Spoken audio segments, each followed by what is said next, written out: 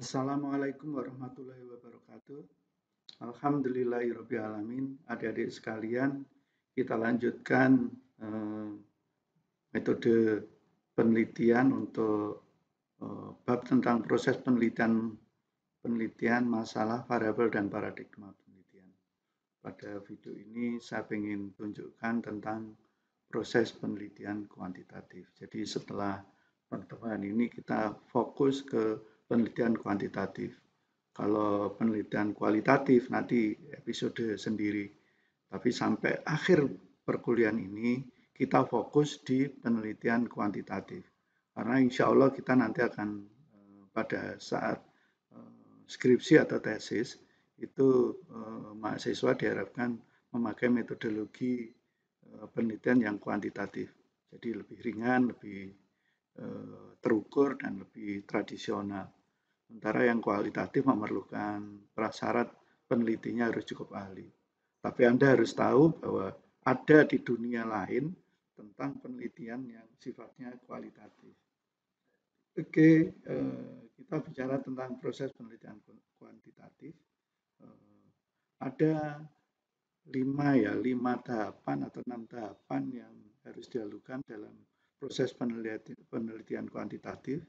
Pertama adalah perumusan masalah, kedua mencari teori dasarnya, landasan teorinya, ketiga menyusun hipotesis, keempat adalah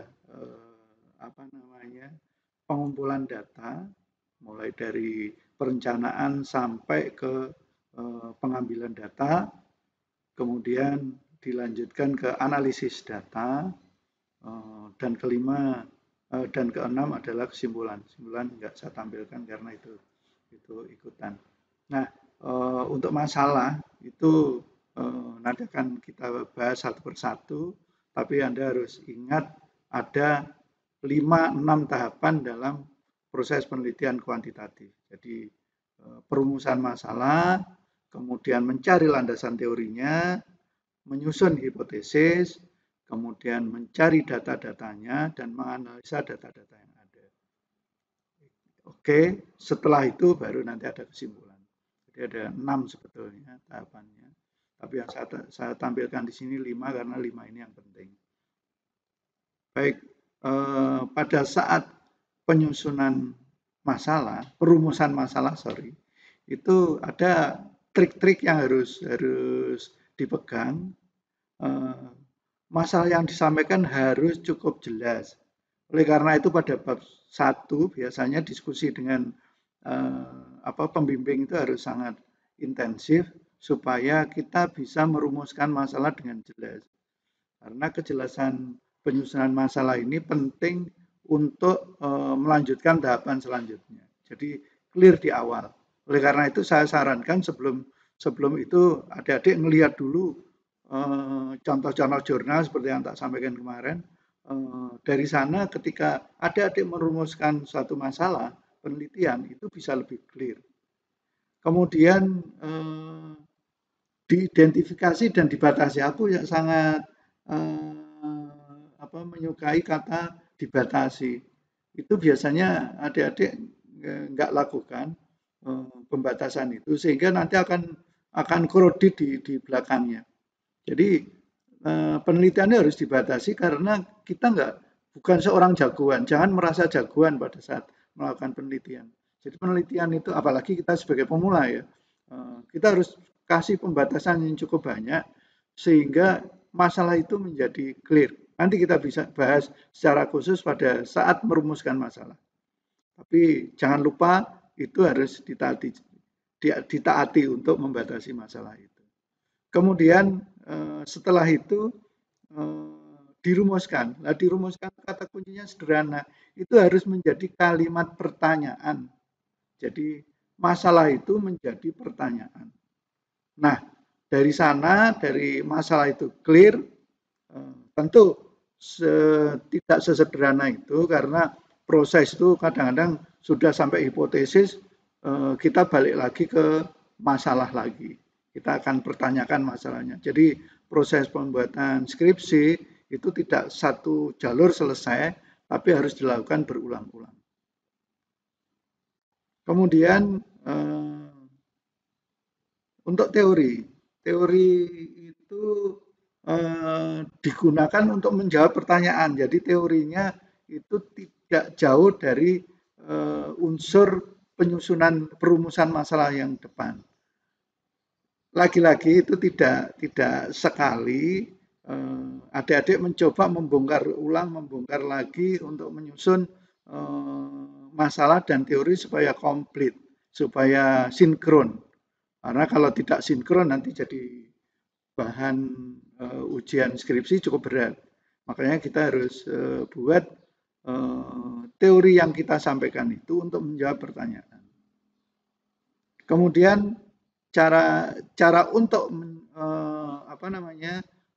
menjawab pertanyaan tadi, adik-adik jangan bosan untuk melihat buku-buku ajar, buku teks maksud saya yang benar-benar kredibel.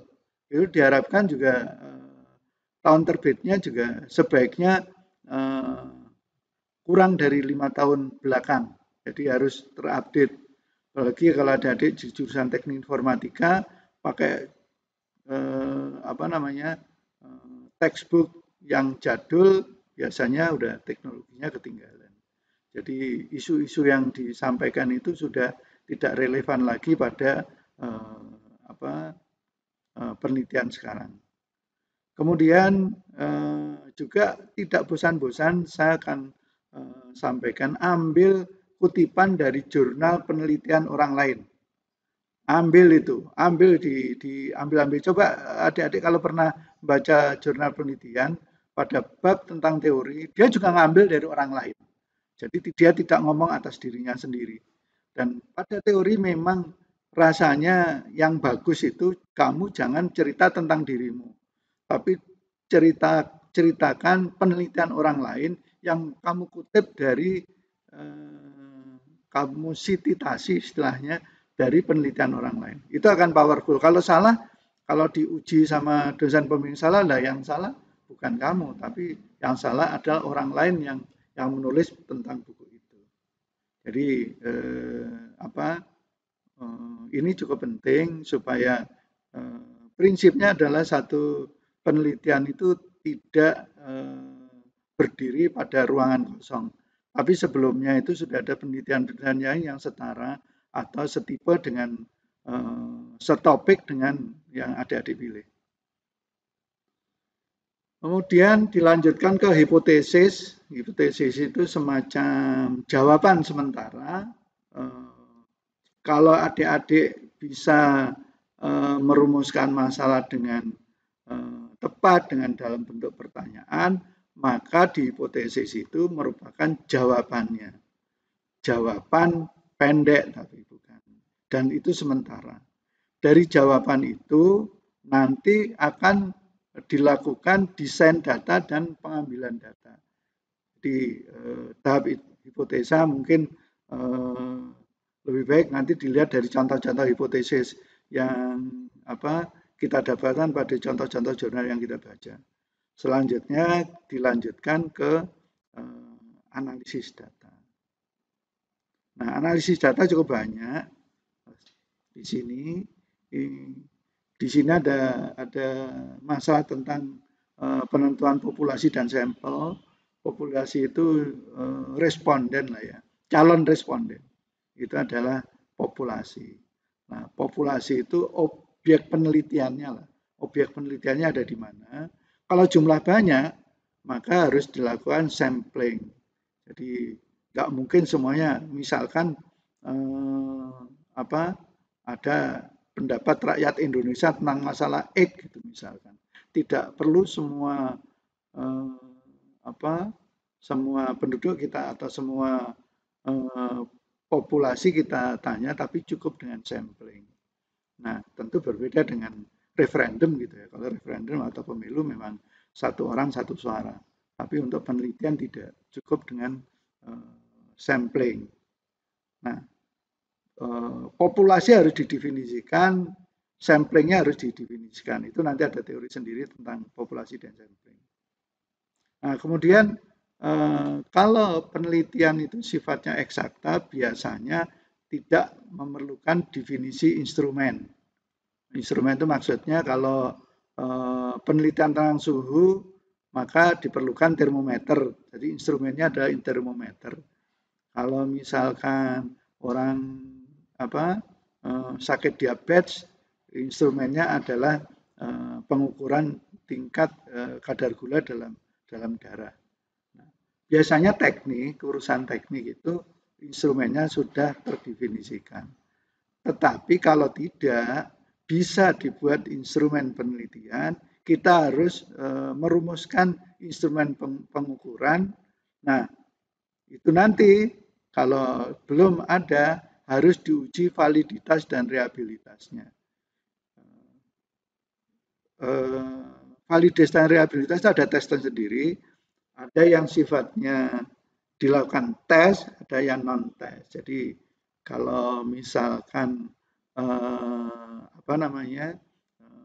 program komputer misalkan, suatu sistem penghitungan gaji, misalkan itu dilakukan kan dia tidak ada indikatornya di kayak suhu tadi, maka harus dibuat untuk menguji validitas reliabilitas itu bisa langsung dilakukan dengan tes.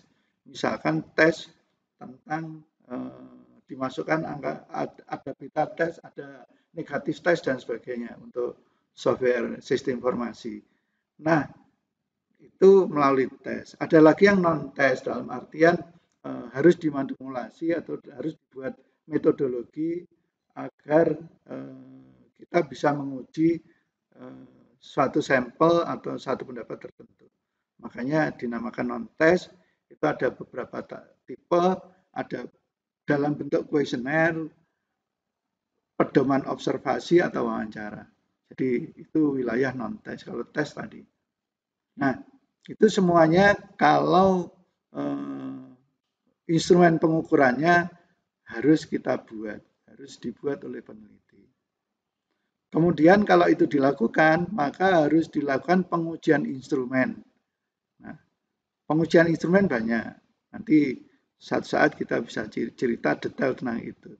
Pada prinsipnya, pada poin yang sekarang ini, saya hanya ingin menyampaikan tentang tahapan-tahapan penelitian itu, mulai masalah, teori, hipotesis, analisa data, dan pengambilan data, dengan analisa data dan berakhir kesimpulan.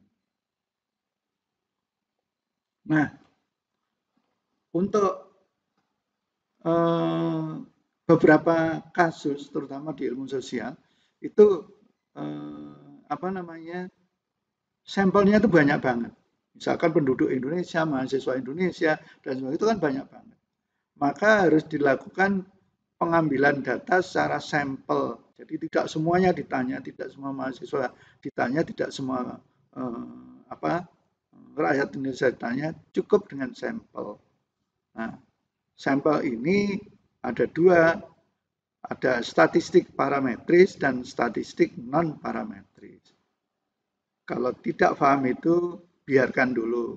Pokoknya dengar dulu istilah statistik parametris dan statistik non parametris. Kemudian dari analisa itu, jadi masih ada PR ya tentang statistik parametris dan non parametris itu apa. Tapi tidak semua nanti adik-adik memerlukan ini karena barangkali adik-adik tidak melakukan penelitian dengan jumlah populasi yang besar. Jadi mungkin tidak perlu ilmu ini, tapi adik-adik perlu tahu ada dunia itu. Jadi ketika nanti bekerja atau apa, adik-adik sudah tahu ada dunia lain. Nah, kemudian hasil analisis disajikan dalam format data, bisa dalam bentuk tabel, distribusi frekuensi, grafik garis, grafik batang, pie chart, piktogram, dan sebagainya. Jadi pada bab nanti tentang analisa data itu bisa digunakan. Kemudian untuk analisis, hasil analisis harus diambil kesimpulan dan selanjutnya, jadi setelah tahapan analisis selesai, dilanjutkan ke hasil analisis, kemudian diambil kesimpulan. Kata kunci kesimpulan, kesimpulan itu pasti harus pendek, singkat, dan menjawab terhadap permasalahan yang ada. Balik ke masalah tadi. Oleh karena itu, pada tahapan masalah, pada tahapan perumusan masalah itu harus cukup clear sehingga mempermudah tahapan-tahapan berikutnya. Demikian semacam pendahuluan dari proses metode penelitian kuantitatif. Nanti barangkali selanjutnya insya Allah kita bahas per tema tentang masalah, tentang teori dan sebagainya. Tapi adik-adik harus paham semuanya ada 6 tahapan, 5 tahapan yang saya tampilkan ditambah dengan 1 tahapan untuk kesimpulan. Jadi ada masalah, teori, hipotesis, pengolahan data, dan analisis. Demikian, semoga bermanfaat. Wassalamualaikum warahmatullahi wabarakatuh.